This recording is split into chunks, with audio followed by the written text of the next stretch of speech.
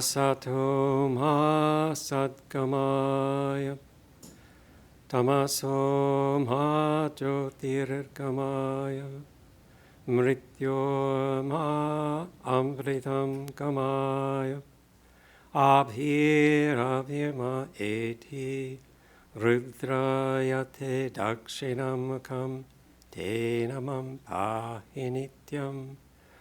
Om Shanti Shanti Shanti.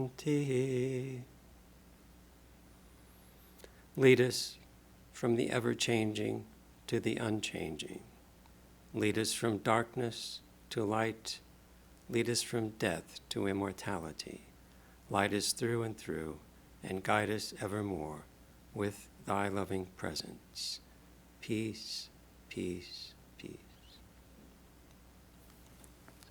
Good morning. The topic this morning is the yoga of necessity. And I'll begin with a verse from the Katha Upanishad. The self-existent one so created living creatures with their senses looking outward. Rare is that wise person who, desirous of immortality, looks inward and realizes the spiritual self and becomes free forever. In a very succinct way, the verse covers a lot of territory in spiritual life. We're manufactured in such a way that we're not aware of the divine ground. Instead, our senses lead us outward into an objective world, and that's where we seek fulfillment. And according to the Vedanta teachers, it's not just in this life or just in the human life, but through all life, in a progression, the jiva moves upward on a phylogenetic scale, finally becomes a human being, and then has many, many, many, many lives seeking fulfillment externally. We're kind of programmed that way. Now, there's the parable of the musk deer who spends its life running and running, except in this case, it's many, many, many lives, and finally exhausted, not being able to find the source of the smell, the wonderful smell, the heavenly smell that it's seeking. It falls down in a heap, only to find that that wonderful smell is coming from its own navel. So this is the analogy. It finally happens that in search of fulfillment externally, we finally, and perhaps accidentally, realize that perhaps this fulfillment is something very close to us, and we begin to look inside. So in Sanskrit, this is pravritti and nivritti, looking outside and looking inside. So we're looking for fulfillment externally, naturally. That's how we operate as living beings, not just human beings. And then we look for fulfillment internally. And yet juxtaposed to this outward tendency of the mind is the fact that every day we rest in that spiritual self, in that divine reality during deep sleep. The ego subsides, the ego disappears in deep sleep, and there's an awareness of unspecified joy in that deep sleep state. And that is the first stage of sleep that rebounds after sleep deprivation, so we really need it. And our teachers say that what's happening is that, well, let me put it in words that are better than what I could put together. The waking experience of each of us is different, and different from every other waking experience of every other person. And the dream experience of each of us isn't similarly different from person to person. And the ego is present in both of those states, the waking state and the dream state. In the dream state, it's a little altered, but it's still there. That's why we wake up from nightmares. So the ego is present in both of those states. But the experience of profound dreamless sleep is the same for everybody. The ego idea, the I consciousness, is the yoke that drives us forward in the world. All our physical and mental activities proceed from it. And the economy of life is that every day it's ordained that once a day we have to throw off this yoke of the ego and let it go in deep sleep and have complete rest. And we withdraw in a state of ignorance, and we're not aware that we withdraw to that spiritual center, and we're not aware that that's where we get our refreshment and our joy and our rest. It's a state of ignorance, but there's joy there. We feel that joy when we come out of deep sleep. So there's the dichotomy. Our senses direct us outward. We're frantically trying to find fulfillment outside, and yet every day, in spite of ourselves, we withdraw in deep sleep to this spiritual state, though in a state of ignorance, and draw sustenance from within, whether we like it or not. So it's kind of an involuntary yoga. Yoga is union with God. In the case of a seeker of the personal God, God with attributes in relationship to human beings. In the case of the seeker of the personal God along the path of divine love, yoga is union with God. And in the case of the seeker on the path of knowledge, it's identity with God. So unconsciously, we have this yoga every night in deep sleep. It doesn't illumine us. We come out the same stupid person we went in. But it sustains us. There's this paradigm. We're expending our will trying to find fulfillment outside, but every night when we sleep, we find fulfillment in deep sleep. So what is necessity? Something necessary or indispensable. In other words, something we can't do without. And what we can't do without is deep sleep. And we can't do without the sustenance that comes from that joy that we get there. So it's a yoga of necessity. We can't get away from it, but it doesn't illumine us. It's kind of a stopgap measure until we get illumination. On the other hand, in the waking state and the dream state, where the ego is active, every thought, every feeling, every experience is illumined by the light of consciousness. So the Atman, which is the source of our relative consciousness, is part of each and every experience in the waking and dream states. We withdraw from the ego and draw sustenance from that Atman in deep sleep, and this goes on every day, all the time. But we're unaware of it. So these are yogas of necessity, whether we like it or not, whether we're aware of it or not, these things are happening according to the Vedanta teachers. The problem is ignorance. We're not aware. We're aware of the objects of consciousness. We're not aware of consciousness in and of itself. We're aware of the unspecified happiness and ignorance in deep sleep, but we're not aware of the Atman. Although we're communing with it unconsciously in deep sleep, by force as it were, and that involuntary communion with Atman during deep sleep is the source of the joy that we feel coming out of deep sleep. And Atman is present in every experience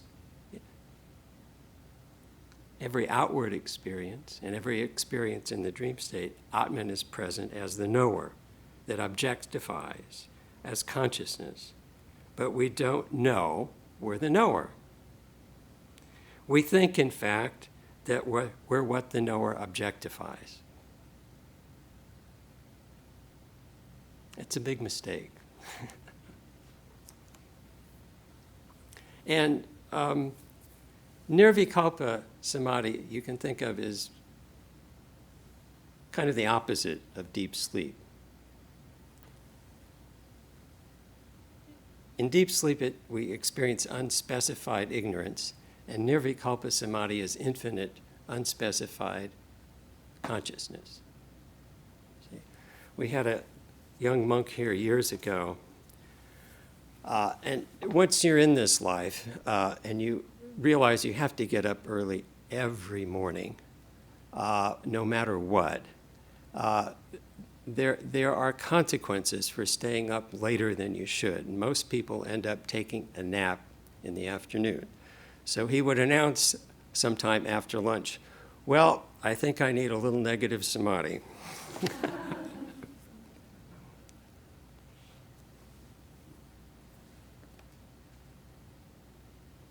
So we've got another meaning for the yoga of necessity, and we're going to spend the rest of our time discussing that.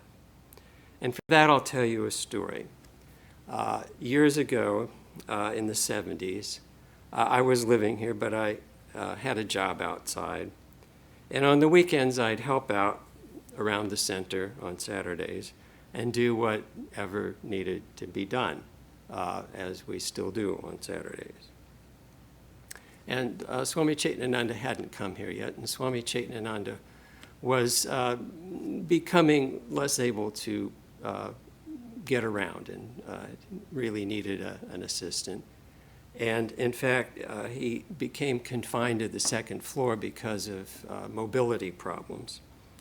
But that didn't stop me. Every Saturday, I'd go up and get instructions from him about what might need to be done, and mowing the lawn or trimming the bushes. And I looked forward to that. In fact, it was the highlight of my week.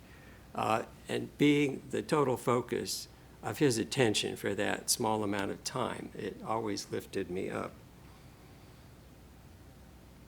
So this is the situation. And I went up there one morning, and he said something about the work, and I said, well, actually, this is the situation right now.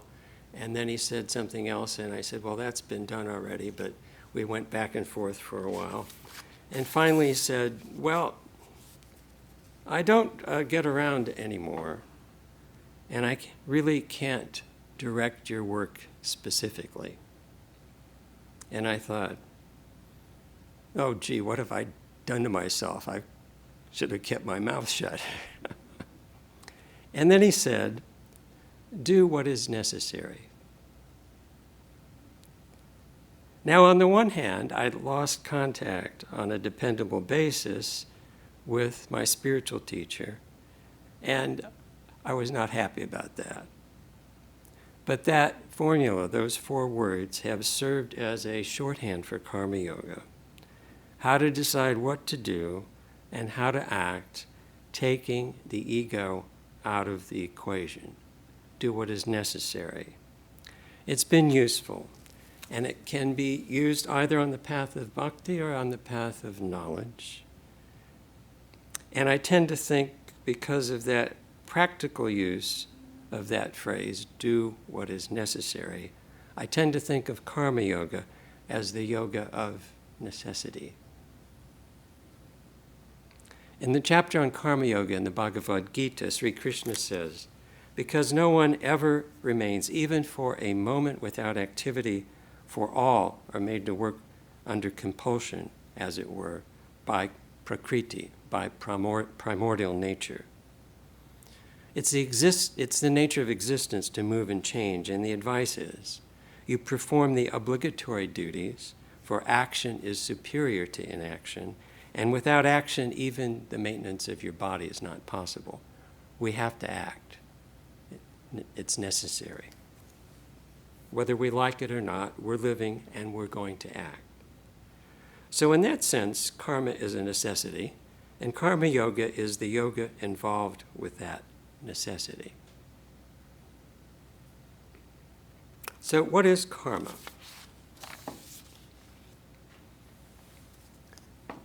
Karma is usually translated as work, but karma and work are not quite the same.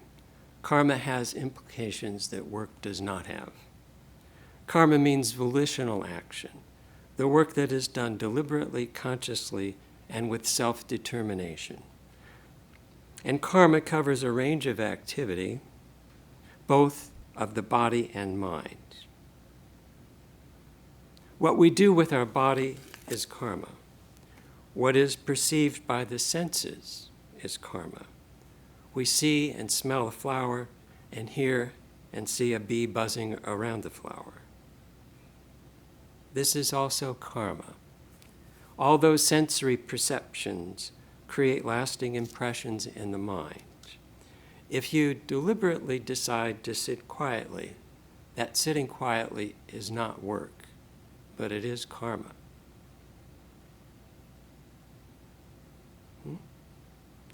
If you lie down deliberately with the intention of avoiding work, that's not work, but it is karma.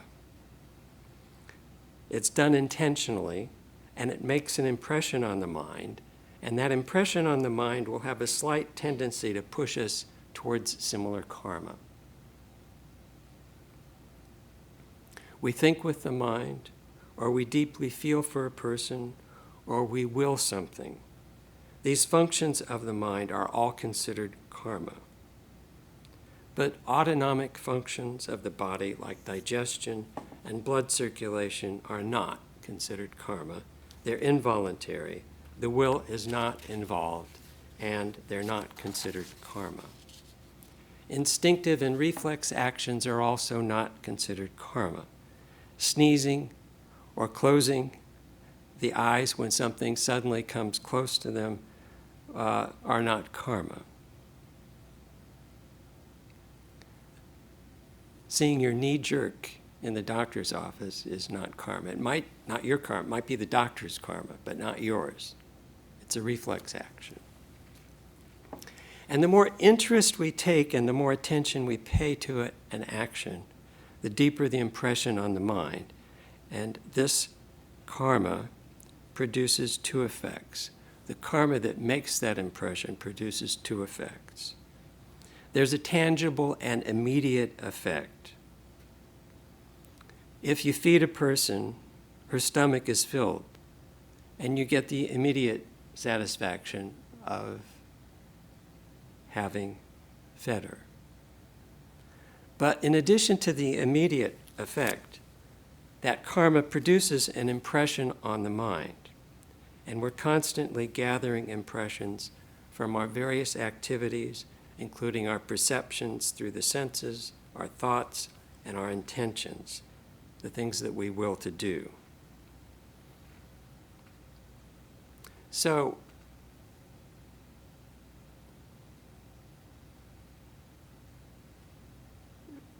we have to start being careful about these impressions. Just as most of us realize that we have to be careful about eating junk food, so also we have to be careful about taking in junk impressions. We don't want those things to follow us life after life until we attain liberation.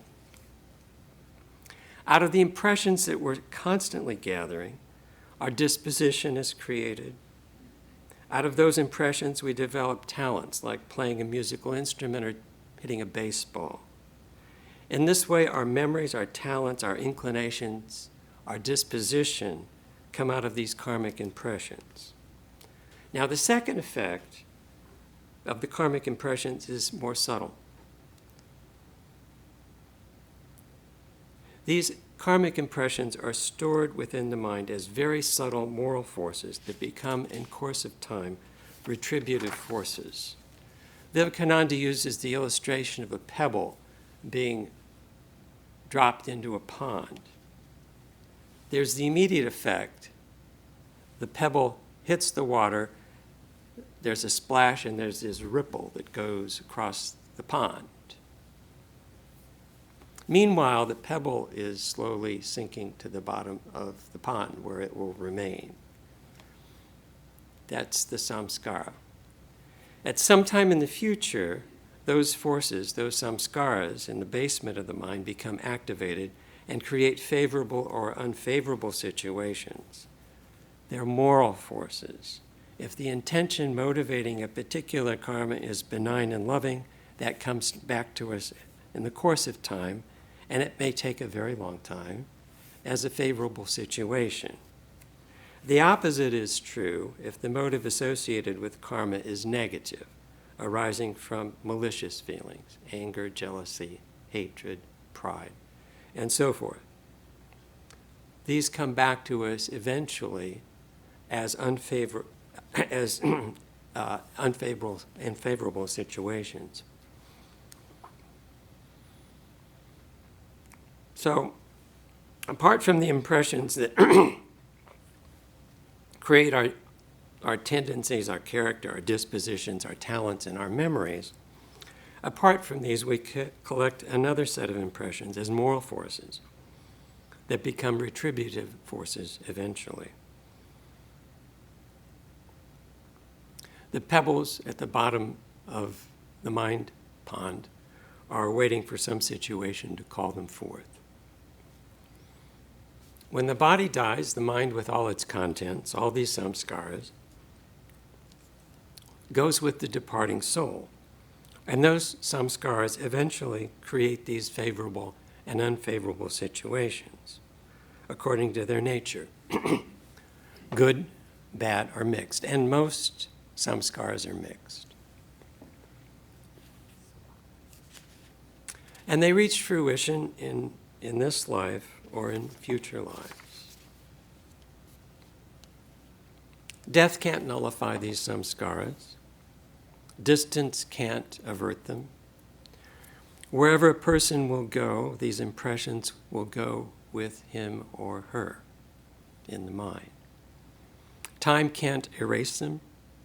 Time passes, but these karmic impressions, these samskaras, don't lose their force or potency. It sounds a bit draconian.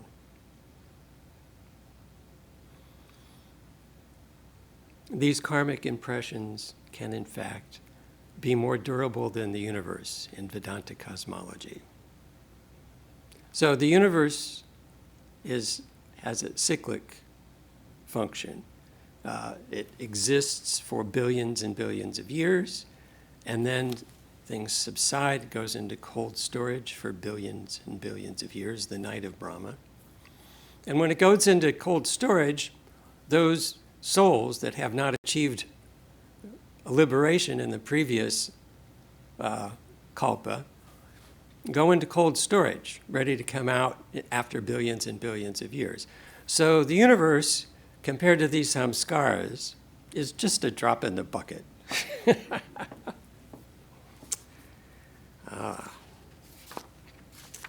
We need an escape path.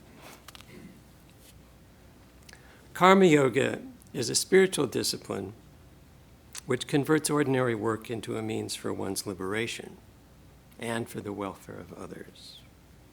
Now, at what point does one practice? At what point does one step on the path of karma yoga? What is the transition point between karma and karma yoga?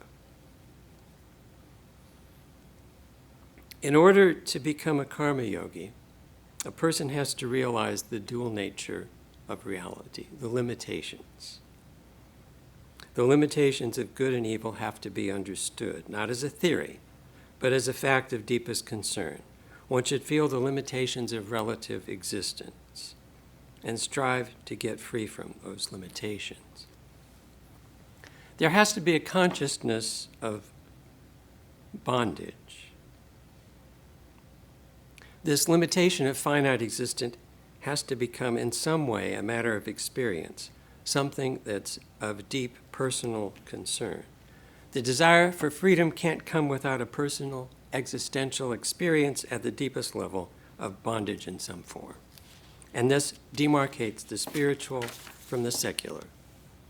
A karma yogi is not simply ethical, but spiritually oriented.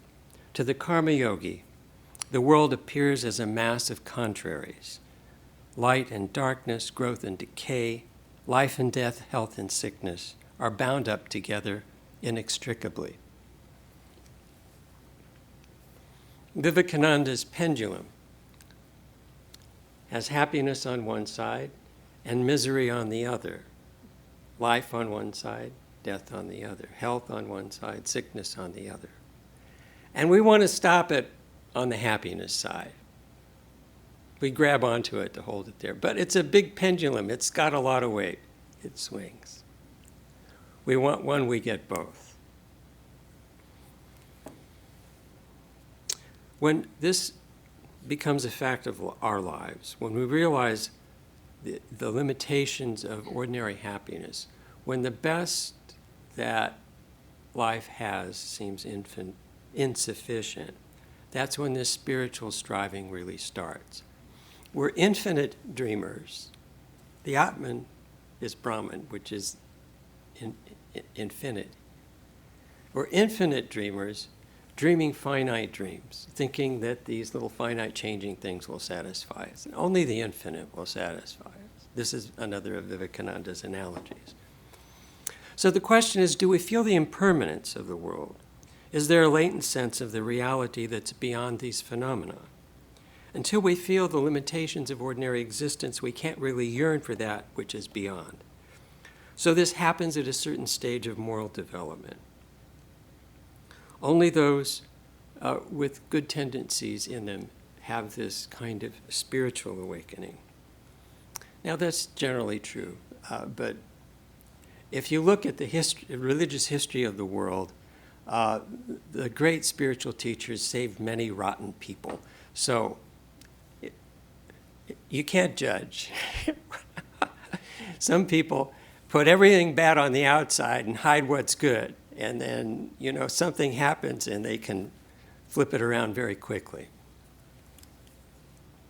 So Sri Ramakrishna had a conversation in the Gospel with Vidyasagar that Mahendranath Gupta had arranged.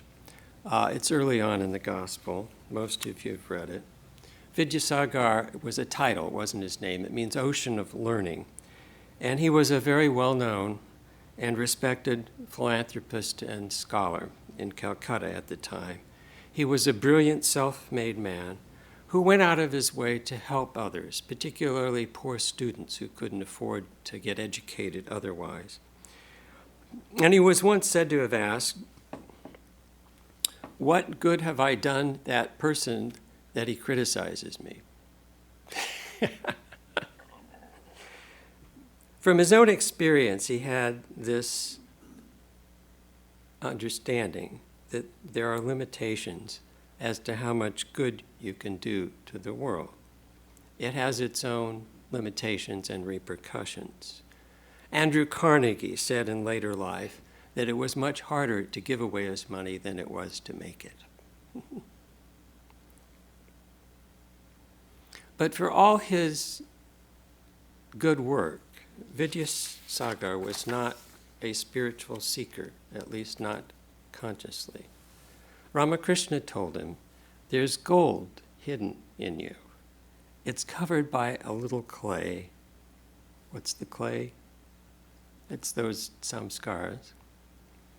But you do a little more of selfless service, and soon that clay will be removed, and you'll be aware of gold. And when you become aware of the gold, then you start being drawn to that. You feel this urge for that infinite, the undivided, the unchanging, the perfect. Vidyasagar is just at that transition point between being a good ethical person who unconsciously feels the affinity with that spiritual principle but it hasn't become conscious yet. That spiritual principle is very close to the surface. It's prompting those good actions.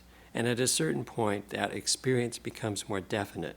The person has an inner awakening, some realization of the larger dimension of being human, and at that point, the transition between the life of a good person and the life of a spiritual seeker takes place.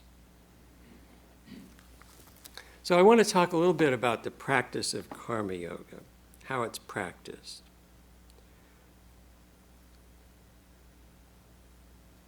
The Gita talks about it.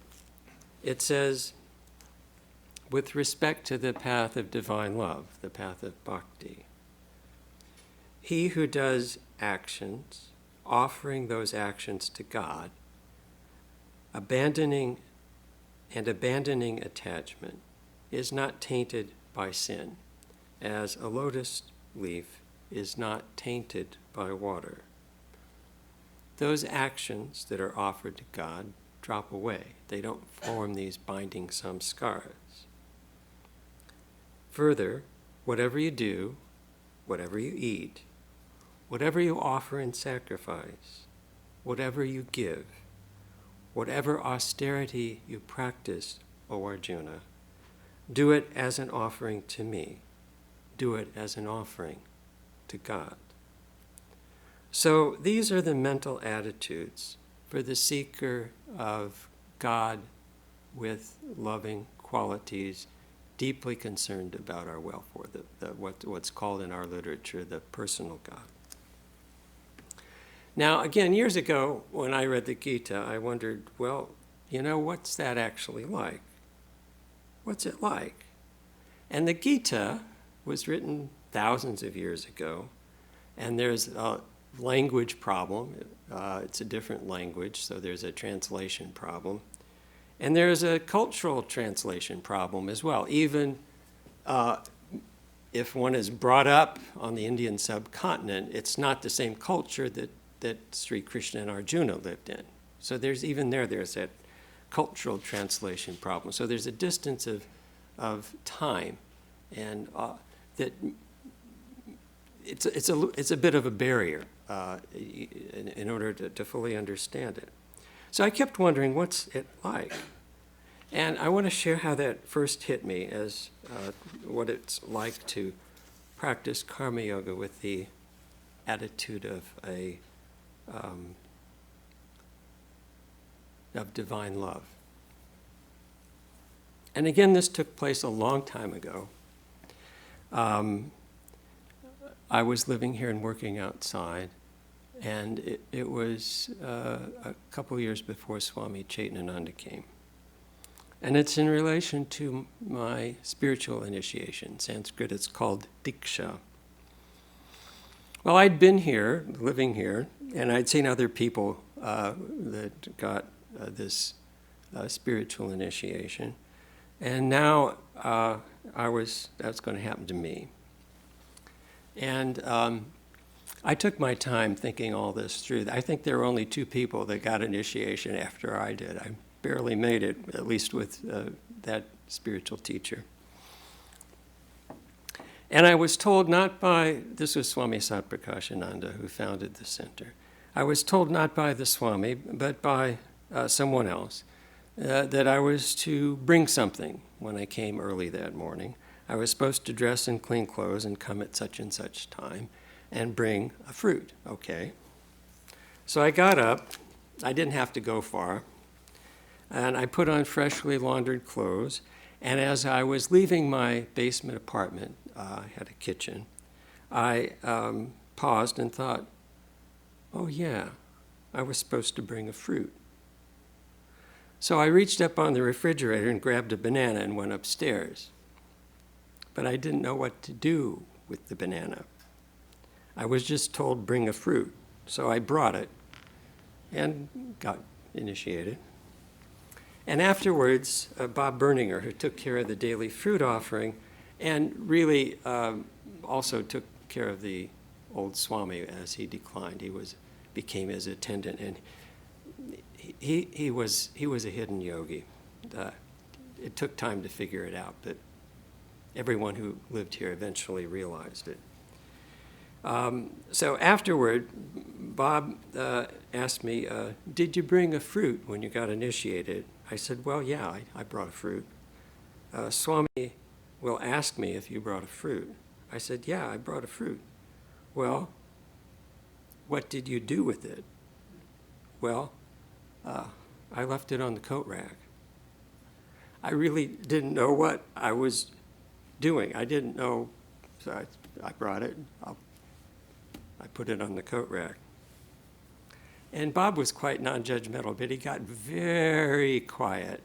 And after a while, he said, you left it on the coat rack.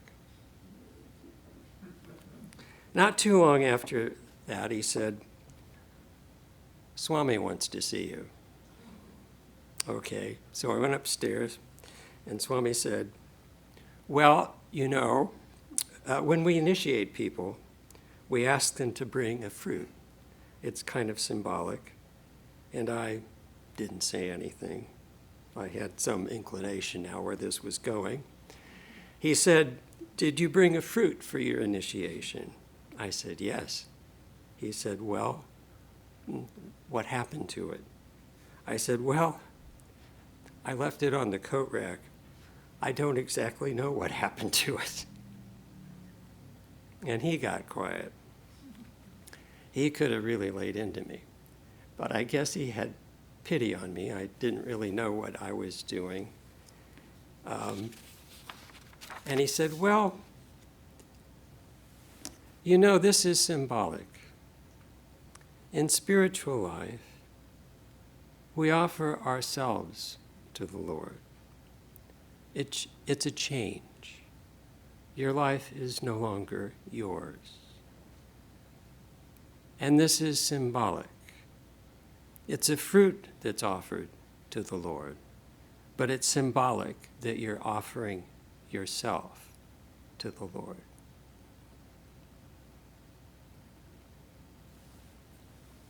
And then he said, the devotee always offers his best to the Lord. It's very important. Whether it's an activity, whether it's a thought, whatever it is, you offer the best to the Lord. There are many highs, there are many highers, but there's only one highest. There are many finites, but there's only one infinite. There are many goods, there are many betters, but there's only one best. And that is generally called God. And you always offer your best to the Lord.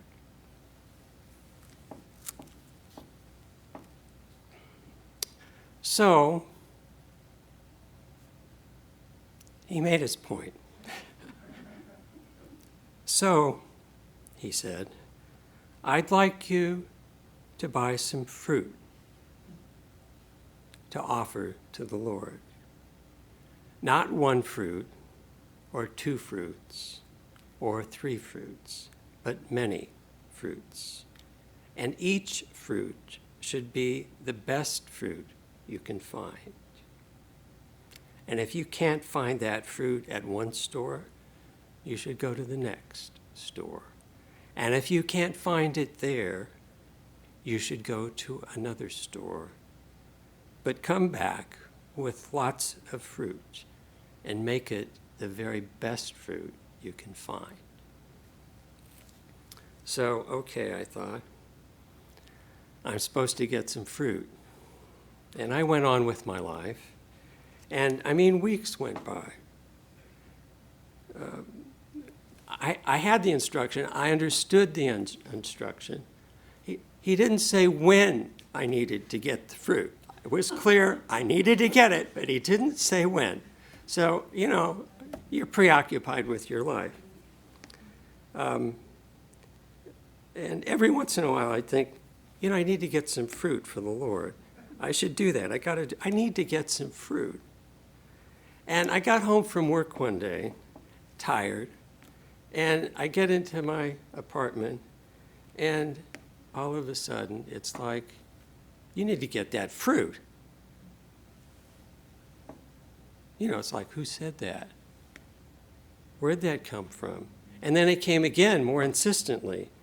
And I said, well, okay, I'm going to get some fruit now.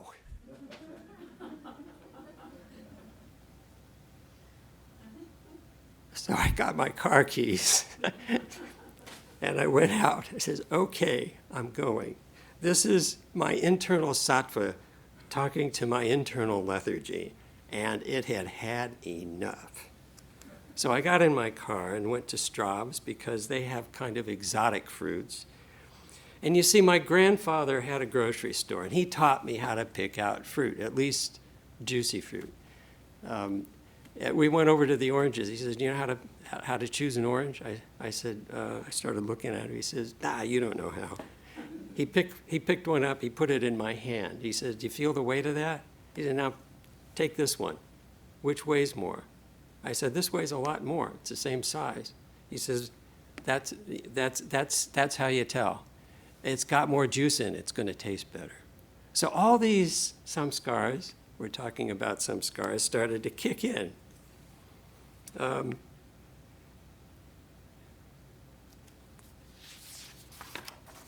Well, I can't buy that one. That's not good enough. It's not symmetric. It has a small soft spot there. That can't be offered to the Lord. It's underripe or it's overripe. So I got some things at Straub's, and then I went to Schnucks. And then I went to National. And then I went to the other Straub's in Clayton. I went to 4 stores, maybe 5, and I came back with this. I came back with fruits I'd never even seen before, let alone heard of. A star fruit. I didn't know whether it was ripe or not. I came back with this huge conglomeration of stuff, and I noticed that as this process went on, I started to feel better and better. You see, it was a practical demonstration of the whole process of working for the Lord. Obviously, I wasn't buying the fruit for myself. I didn't know when it would be cut. I didn't know who would cut all that fruit. Who would eat all that fruit? I was just getting fruit for the Lord. And then the very best fruit that I could find. And the longer this went on, the better I felt. And by the time I got back, I was in a wonderful mood. I was beside myself. So I gave the fruit to Bob. This time I did not leave it on the coat rack. And I kind of forgot about it. And that's another sign that you're doing it the right way. You do it and you forget about it because the joy is there in the doing. That's the sign. The joy is there in doing it. So that happened. Well, this was summer. It was August. And that's the best time to get fruit because you've got the local produce. I mean, everything it's just the best time. The center was kind of closed down in August.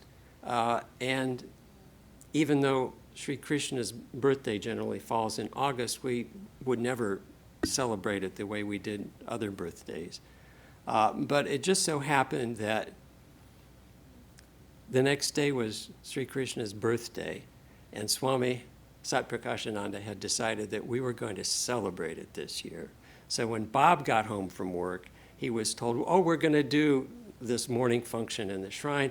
Tell the devotees we're going to do that. Tomorrow's Sri Krishna's birthday. And Bob's sitting there in the kitchen thinking, wow, I got to go out and get fruit. And I walk in. Oh, boy, did his face light up. Okay, so we did that. We used the fruit. He didn't cut the star fruit. But afterwards, he said, you know, it's been about 3 or 4 weeks since you were supposed to go out and get fruit. And all that time, Swami never said a word about it. But this morning after the shrine function, he asked, did that boy in the basement get fruit? Yes, Swami. How much fruit? What kind of fruit? Well, he got oranges and apples and pears and peaches and nectarines. Oh, yes, fine. Good. Okay, so that was my lesson. You offer the best to the Lord, and not only that, but the feeling that you get was an object lesson, a demonstration. The feeling that comes from that unselfish activity, offering the best to the Lord, is its own reward. And you don't need more than that. And then the next one was a little harder. A karma yogi who is inclined to self-introspection, whose ideal is to withdraw the self, with a capital S, from the not-self, to withdraw the Atman from everything else, withdraw it from the body, from the mind, the senses, and maintain an attitude of the witness in all things. A witness to the all activities, not only of the external world, but to the activities of his own mind. As their constant observer, the Atman is intrinsically conscious and aloof from all these fluctuations of nature, both internal and external. I thought, well, that's a hard one. In the words of the Bhagavad Gita, the gunas of Prakriti, in the form of the body, the sense organs and motor organs, the mind, perform all action. With the understanding diluted by egoism, there's that word again, egoism, a person thinks, I am the doer. But one with true insight into the domains of guna and karma knows that the gunas of the senses merely rest on the gunas of objects and does not become attached to that action. That's how they practice karma yoga. This made as much sense to me when I first read it as quantum physics. It's like a totally different outlook. And it's hard to translate for most of us into our lives, but I still wouldn't understand it. What does it mean?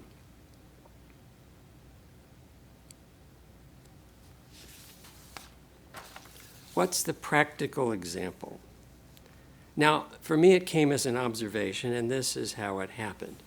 Again, this was probably in the early 80s. Swami Chaitananda had come, and and Swami Satprakashananda had passed away. And I had finally joined and become a brahmachari, a probationary monk. And there was another probationary monk here who had been here for some years. And then Bob, the lay devotee who took care of the fruit and then later took care of Swami Satprakashananda. So we were there, and he was saying, well, we've got 2 monks here.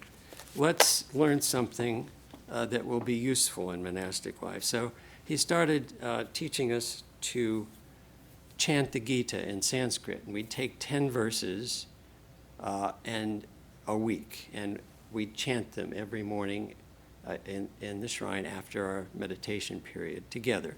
And what this meant basically was Swami Chaitananda would chant them, reading his Sanskrit, and we would try to follow along reading the transliteration and trying to properly pronounce the aspirated and unaspirated consonants and all these combinations of consonants and vowels that we weren't familiar with, and do it in the proper cadence.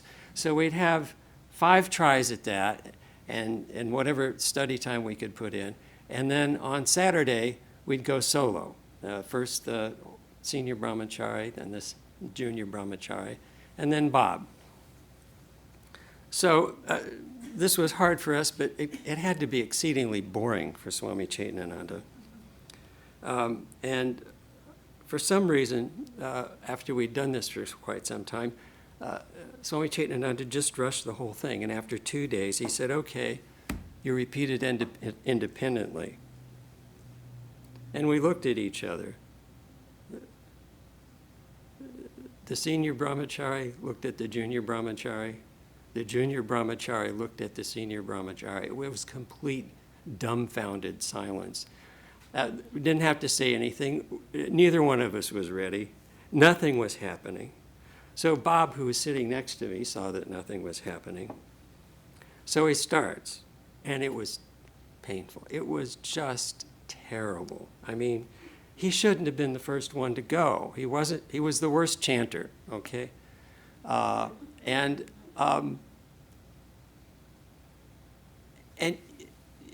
if you go last, you get two tries beforehand. You can pick up quite a bit listening to two people chant before you.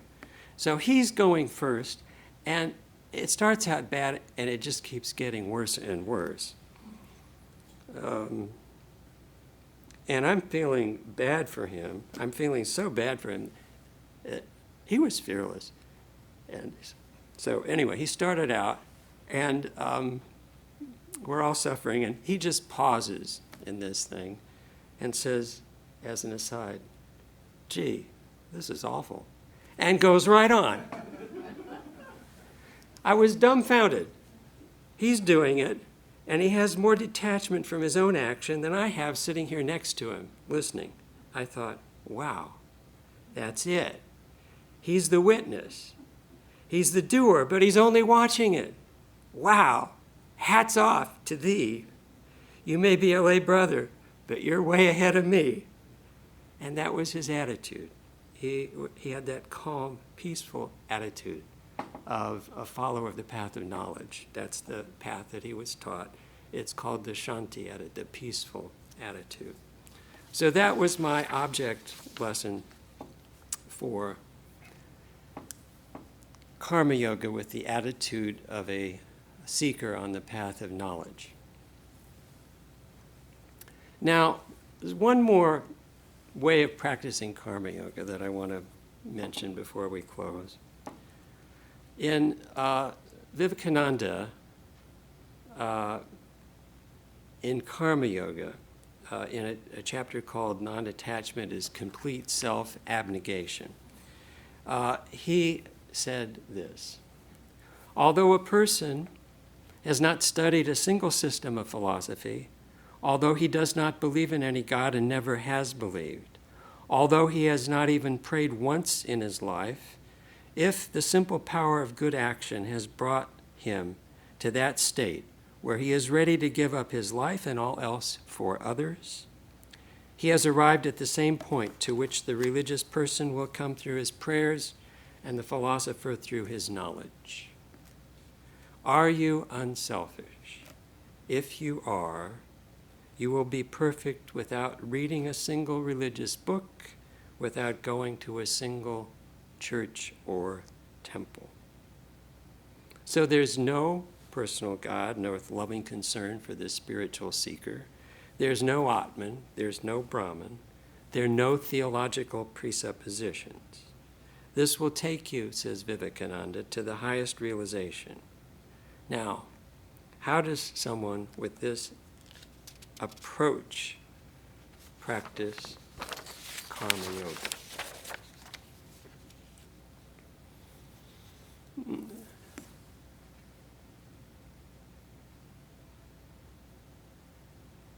This is a simple case of do what is necessary.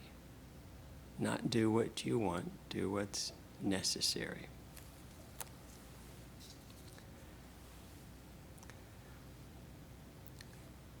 And I'm reading from, this little excerpt is from The Universe, God, and God Realization. It's the only time I've seen this delineated this way, so I'll read it to you. One common feature of the different forms of Karma Yoga is equanimity. A person of dynamic nature who has no marked tendency towards jnana, knowledge, or dhyana, meditation, or bhakti, devotion, but who works with mental equipoise in spite of success and failure, in spite of joy and sorrow, can be regarded as a karma yogi. Equanimity is yoga, says Sri Krishna. And he quotes, being steadfast in yoga, O Dhananjaya, O Arjuna, perform action, abandoning attachment, remaining unconcerned regarding success and failure. This evenness of mind is called yoga. This is Karma Yoga, pure and simple. It can be adopted even by a person who has no theistic belief or conception, but who finds egotistic attachment to be the root of all misery and tries to get rid of it completely. So we're doing this every night when we go to sleep. We're throwing off the ego, and we get this beautiful experience. So he's saying without any theological presuppositions, just if you just figure out that this egoistic attachment is causing you a lot of misery and try to get rid of it, that itself is an attitude that you can use to practice karma yoga. And Vivekananda says this will take you to the final goal. It's always in small things that we grow. If we can turn those small things into significant events, if we can connect them in some way with our spiritual ideal, if we can get joy from them, then the whole of life becomes significant, and we don't need to inflate the ego in order to seem significant. Ramakrishna was in the Dakshinaswar temple garden, and some visitor came up to him. He looked very unpresupposing and said, "Hey, I want that flower. Pick it for me." "Okay, here it is." He thought he was the gardener. No problem. One of the lower managers at the Dakshinaswar temple garden comes to Ramakrishna after he's been there for decades and says, "The boss wants you to go. Get out." Ramakrishna says, "Oh, I thought it was Hridoy that had to leave." "No, you two, both of you, out of here." "Okay." Walks away. Trilokanath sees him from a distance, that the master, Sri Ramakrishna, is leaving the temple garden. He comes running. "Master, Thakur, where are you going? Where are you going? Stop." "Why? Why should I? What's going on? Why are you leaving?" "Well, that man told me that you told him that I'm supposed to leave, so I'm leaving." No, I want you to stay. Hridoy has to go." "You don't have to. We want you to stay. Please, stay. Don't go." "Okay." No residue. He said that to me, and he said that to me, and then this is in, and how can they, no residue? "You want me to go? Fine. You want me to stay? Fine."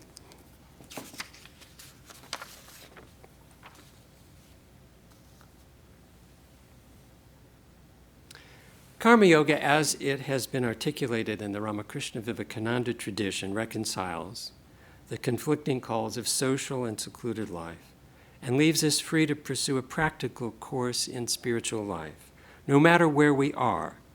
Instead of having to go to a secluded cell or a cloister or a temple, it installs religious practice in the home, in our cleaning chores, in the office, wherever we happen to be. All that's necessary is the proper frame of mind and an awakening to the higher life. So it's a necessary yoga in that we can't avoid activity, and we can't jump from our initial spiritual awakening to the larger dimension of being human, that aha experience, that the experiments would say there must be something more in life. We can't jump from that spiritual awakening to the deep meditation that leads directly to samadhi. So it's a yoga of necessity that bridges that gap. But there's a reality in it that connects our past with our future, our ordinary life with our inner life, and makes spiritual life real and practical for us from day to day, from minute to minute. I'll close with a prayer. Om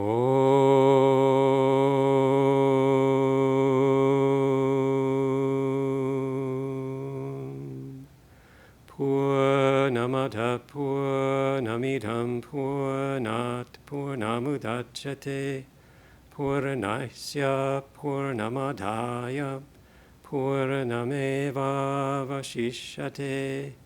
Om Shanti Shanti Shanti.